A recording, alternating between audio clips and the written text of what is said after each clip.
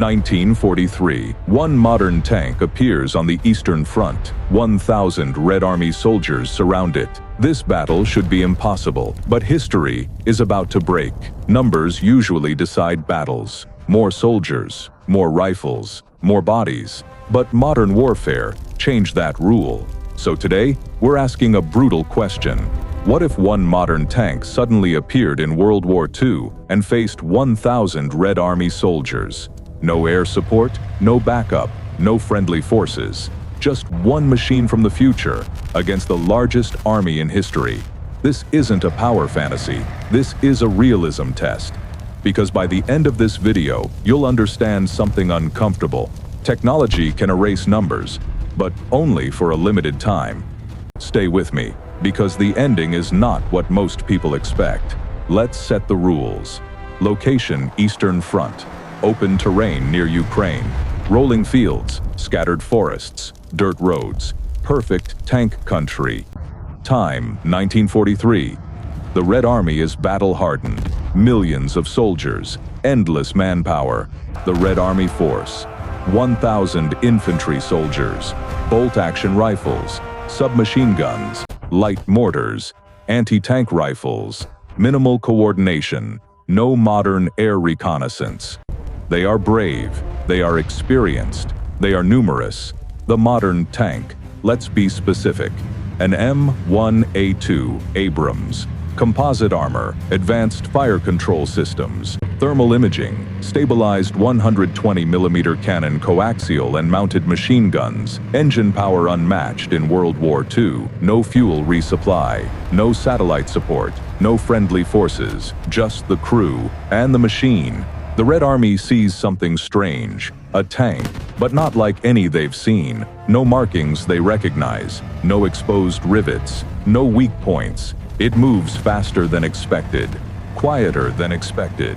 Soviet commanders assume it's experimental German armor. They order a mass infantry advance. Hundreds of soldiers spread out, using cover, moving cautiously. The Abrams crew sees them instantly. Thermal optics light up, white silhouettes everywhere.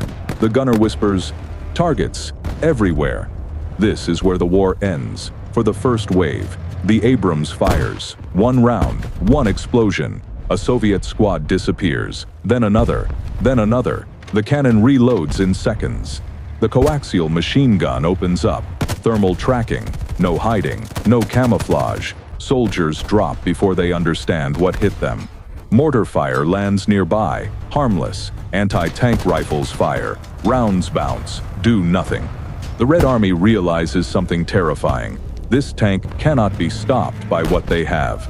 Morale begins to crack. But Soviet doctrine says one thing: attack anyway. The Red Army doesn't panic easily. They change tactics. Smoke screens, flanking attempts, night assaults, close-range swarms. They try Molotov cocktails. They try explosives. But the Abrams doesn't fight like a World War II tank. It doesn't need to see you. It senses you. Thermals pierce smoke. Night means nothing. Dozens die trying to get close. The battlefield becomes littered with bodies. By now, hundreds are gone. But here's the first crack in the future: ammunition. Every shell fired matters. This is the part people ignore. The Abrams is unstoppable, temporarily. But war isn't about moments. It's about time. The crew checks ammo. 120mm rounds, limited. Machine gun belts, shrinking. Fuel gauge, dropping. Meanwhile, the Red Army still has hundreds of men left. They stop charging. They wait. They surround. They learn. The tank is no longer hunting. It's being contained. Fear cuts both ways. The Red Army is terrified. But the tank crew feels something worse. Isolation. No radio contact. No rescue. No extraction. Just endless enemy territory. Soviet commanders realize the truth. We don't need to kill it today. They harass. They probe. They drain resources. Snipers target optics. Explosives damage tracks. The tank still kills, but it slows. Hours pass, then days. Ammo dwindles. The Abrams becomes a fortress, still deadly, but cornered. The Red Army launches a final wave. not to destroy it, but to overwhelm the crew. Close combat, explosives, fire. The tank survives longer than any machine should, but eventually, fuel hits zero, the engine dies. Silence. The battlefield holds its breath. So, who won? Let's be honest. Tactical outcome. Hundreds of Red Army soldiers dead. One modern tank disabled. Crew eventually captured or killed. Strategic reality: one tank cannot win a war. But here's the terrifying part. If 10 tanks appeared, if a battalion arrived, World War II would end very differently.